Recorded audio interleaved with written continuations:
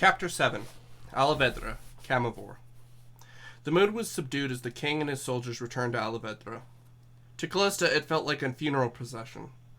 Word had reached the capital of the queen's condition, and crowds had gathered. Indeed, it looked like the entire city had turned out to witness their return. The host escorted the curtained litter bearing the royal couple through the towering sandstone city gates and down to the main thoroughfare toward the palace. The citizens who witnessed their passing were somber and silent, lining the boulevards and streets, packing into squares and atop flat rooftops. Orange blooms were thrown up before the royal litter. Such flowers were traditionally offered to the sick and injured, an entreaty to the ancestors to protect and heal them. So many petals lined the way of the stonework became slick underfoot. The shock of color was breathtaking, a solid line that led all the way from the main gate to the palace. Callista knew the queen was beloved by the common folk, but this outpouring of love took her breath away.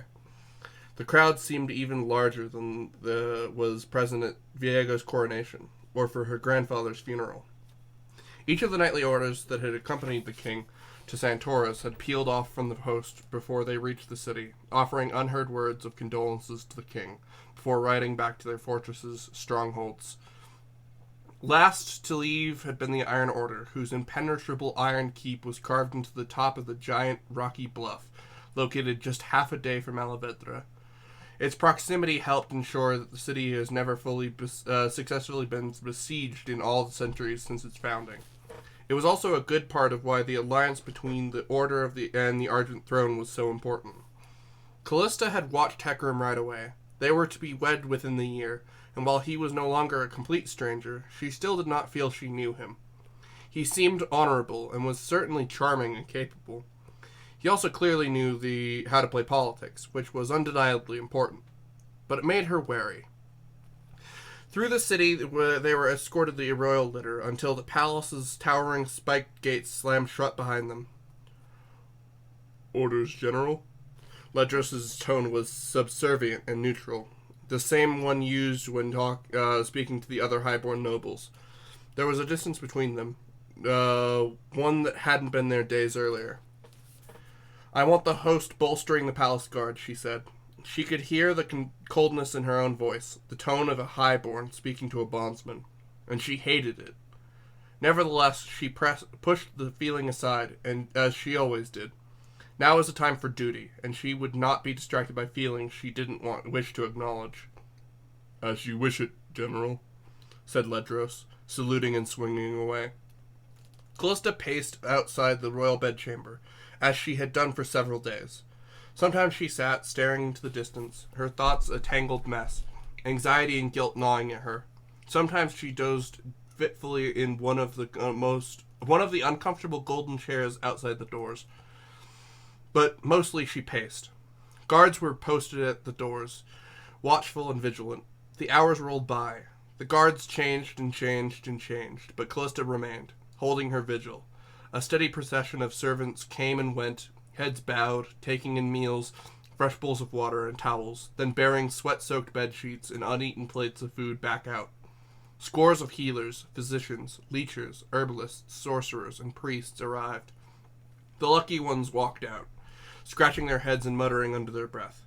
Others were hurled from the room, chased by the king's curses. None had proved able to do anything to halt the poison slowly claiming the queen, and with every passing hour the chance of finding a cure grew slimmer. None of the many magical relics that the rulers of Camavor had acquired over the centuries had been able to help, either. For hours each day, Viego ransacked the vaults while Isilde slept, desperately trawling through the spoils won by previous monarchs, searching for anything that might aid his queen, but to no avail. The whole of Alavedra prayed for Isilde. The city's temples and shrines were flooded with well-wishers, begging the ancestors to return the queen to health. Flowers and wreaths were laid daily at the gates of the palace. Letters of condolence and hope that the queen would make a full recovery were delivered from all the noble families of Camavor, as well as knightly orders. But those lacked the raw emotional outpouring of the common people. The low-born masses loved her far more than the nobility ever had. Inside the royal bedchamber, the queen cried out, and Callista paused her in her pacing. The sound was soul-wrenching. She wondered if it would have been less cruel if Isilde had taken the cursed blade to the heart. At least then it would have been quicker, and her suffering less. It was dark outside, a few hours before dawn. If the end was near, she prayed that Isilde's passing would be peaceful and painless. She deserved that much. The great gilt doors clicked open, and the hunched advisor Nuno peeked out, neck craning. If the situation were not so dire, Callista would have found the image amusing, for he looked not unlike a tortoise peering from its shell. He saw her and ushered her over with one wrinkled hand. "Does she worsen?" Callista asked in a hushed voice. The old man sighed, seeming to deflate. He tended to give the impression of being perennially unhappy, scowling and muttering under his breath, but Callista knew it was mostly bluster. He had served the royal lines for decades, and he loved Viego dearly, like a grandson he never had. Seeing the queen laid low, and witnessing the depths of Viego's grief, was taking its toll on him, as it was on all of them. "She does, my lady," Nuno admitted. "The healing properties of Mikkel's chalice, even enhanced, are still unable to cure her. It has slowed the poison spread considerably, but it hasn't stopped it. Nothing else has been effective. I fear the end is inevitable." "Viego won't accept that, not until every possible avenue is exhausted." "The king is exhausted," so he said. "He hasn't slept in days. He barely eats. He's fading away before my eyes, just as his queen is." Callista nodded grimly. "I'll try to speak with him again." "I think that would be best," Nuno said, pushing the door open enough to allow her entrance. "He won't hear me, or the advice of the healers, but he'll listen to you." Callista pushed in the doorway. "How long do you think she has?" she asked, keeping her voice low. "An hour, a week. It's impossible to say." It was stiflingly hot inside, and heady with the stink of sickness and sweat. All was silent but for the sound of the plinking music box. It had been a wedding present for the royal couple, one that Isilde particularly loved. In the gloom, it sounded eerie and forlorn. "We may be losing the queen," Nuno said as Callista passed him. "We cannot afford to lose the king as well." Then the old advisor left, closing the door behind him. The tall windows were shuttered, and the bedchamber was dim. The jewels set into the pillars around the room could be brightened with a spoken word, but they were dark. It took a moment for her eyes to adjust. When they did, she made her way toward Viego. He was little more than a shadow, slumped by the immense bed, holding one of the queen's slender hands. Isilde was pale and motionless, her eyes closed. If not for the almost imperceptible rise and fall of her chest, Callista would have believed that she was already with the ancestors. "I'm so sorry, Viego," Callista breathed, dropping to one knee beside him. He looked haggard, his eyes sunken and hollow. He wore exhaustion and grief like a shroud. "I cannot lose her, Callista," he croaked, fresh tears filling his eyes. There was nothing Callista could say. Feeling helpless, she put her arms around him. He clung to her, weeping softly. She just held him, sharing in his pain. "Not very kingly, is it?" he said, pulling away and wiping his tears. "I don't think I ever saw my father cry." "Grandfather was a cold bastard," Callista said. "I'd rather have a king who shows some real emotion than one who doesn't so much as shed a tear when he loses a child." "I never liked him, but I do envy him," admitted Viego. "I don't think anyone could have broken him. How was he so strong?" "He never had the kind of love you had with Isilde," Callista said. "Pity him for that, rather than envy his coldness." "He loved Camavor," Viego said. "He did," Callista nodded. "Far more than he loved any of his own family." A ghost of a smile appeared on his face. "That's the truth," he said. "What was it he always said? The kingdom above all. That is what it is meant to be king," he said. "He'd have never allowed me to wed Isilde. Marry for love? I don't think he would have understood that." "It is possible to be a good man and a good king, Viego," said Callista. Viego's hollow smile faded. "Without her, I'm not sure I can be either," he whispered. "I cannot live without her, Callista. and I don't think I would want to. Callista stared at Viego with a mix of horror and pity. He had always been somewhat obsessive, but there was a darkness in him that she had not seen before. This is just his grief talking, she told herself. He'll recover. But what if he didn't? Isilde would not like you to hear you speaking like that, she said. Viego nodded, chastised. She wouldn't. He took a deep, shuddering breath and made an attempt to compose himself. For her, I must be strong. Isilde will come back to me.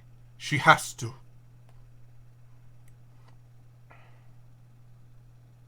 As if hearing her name, Isilde moaned in her sleep, and her eyes flickered.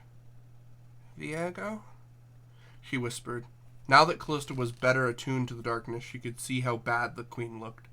She was gray and clammy, as if all the color had leached from her. She lived, but already looked like a ghost. I am here, my love, said Viego, holding her hand. Callista stood and moved back a few steps, feeling like an intruder during such an intimate moment. I thought I was drowning, Isilde breathed, her voice vague and distant. I was slipping under the water. I couldn't breathe. Men in robes stood nearby, but they didn't help me. They just watched. Just a dream, my love, Viego said gently.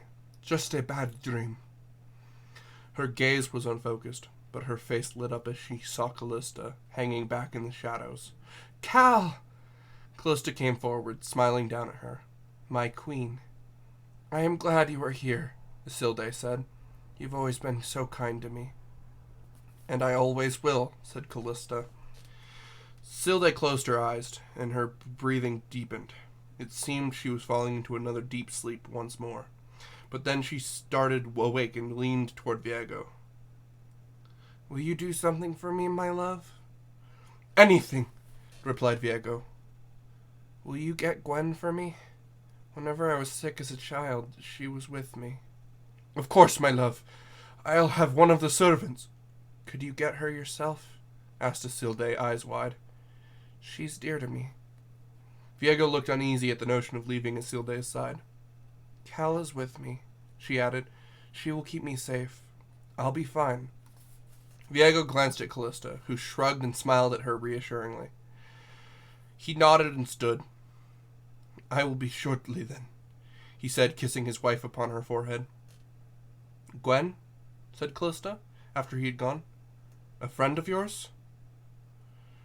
An excuse to speak with you alone, said Isilde, struggling to sit up. But he won't be gone long. I must be brief. Callista helped her up and propped a pillow behind her. What is it? Isilde took a deep breath. Viego doesn't accept it, but I am dying, Cal. There still might be a chance. Isilde took hold of Callista's hand. Her skin was feverishly hot. I am at peace with it, she said. Then she sighed and shook her head. But Viego, you're worried about him, said Callista. I'm worried what he will do, Isilde whispered. When the time comes, you need to help him accept that I am gone. Help him move on. Please. I cannot bear thinking about what he might do otherwise. Isilde's fear was valid, and Callista shared it. Viego had a good heart, but he was unpredictable, driven by his whim and ego. I can help guide him, but it is Isilde who brings him balance. She tempered the worst of his arrogance and impulsiveness.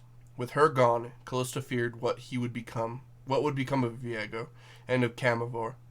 She could imagine him spiraling dangerously out of control, flailing blindly like a drowning man, dragging everything he clung to down with him. I will do what I can, said Callista.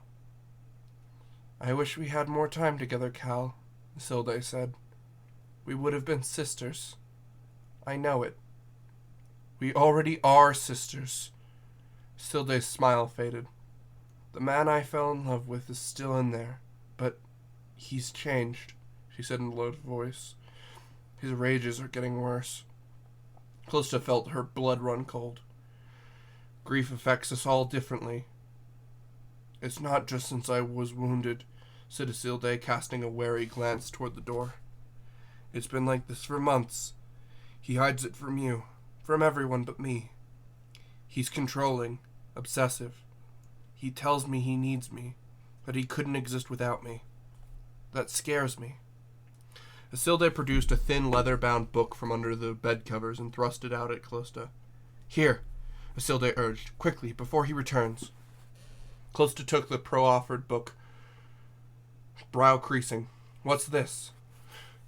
My thoughts, my hopes, and my fears, said Isilde. Read them when you're alone. It will help you understand him. Callista nodded, her brow still furrowed. I worry about what will happen when I'm gone, Cal. But it gives me hope knowing you'll be here. He'll need your guidance and your love. Callista had a dozen questions she wanted to ask, but before she could voice them, Viego returned, breathless and sweating. It was clear that he had been running. Under his arm he clutched a cloth-stitched doll with brightly colored hair. I brought Gwen, he declared, brandishing it triumphantly as Callista slipped Isilde's journal out of sight. What are you doing sitting up, my love? You need to rest.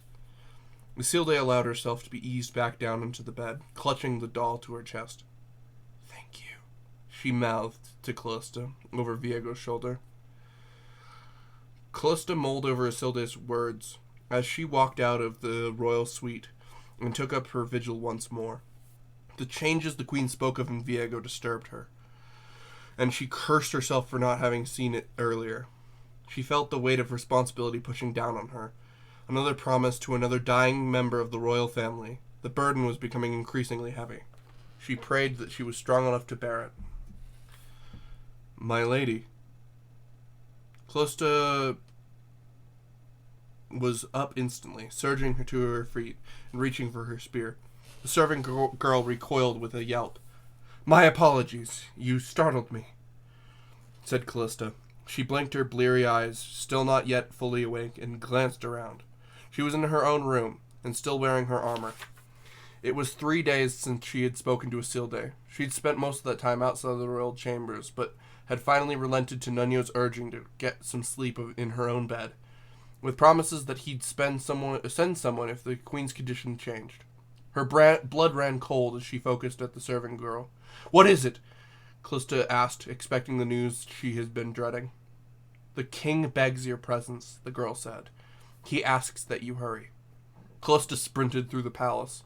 She knew all the shortcuts, all the routes through the servants' back corridors, and she and Viego had run these same halls as children, barefoot and wild. She'd always been faster and more agile, and he quickly frustrated unless she allowed him to catch her or hold herself back, letting him get away. She skidded on the smooth marble as she rounded a corner, making a startled servant gasp and press himself against the wall. She bolted through the antechambers and drawing rooms, past bewildered guards, heading for the royal bedchamber. Her heart hammering, she arrived. The guards ushered her in, and she darted into the darkened room.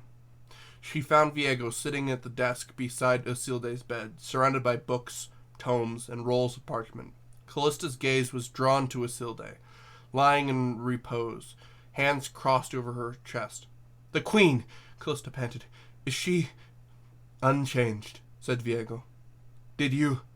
Oh, I am sorry. I didn't mean to scare you. She's still with us. She is! Viego's eyes lit with excitement. What's more is, I think I have found it. Found what? Salvation.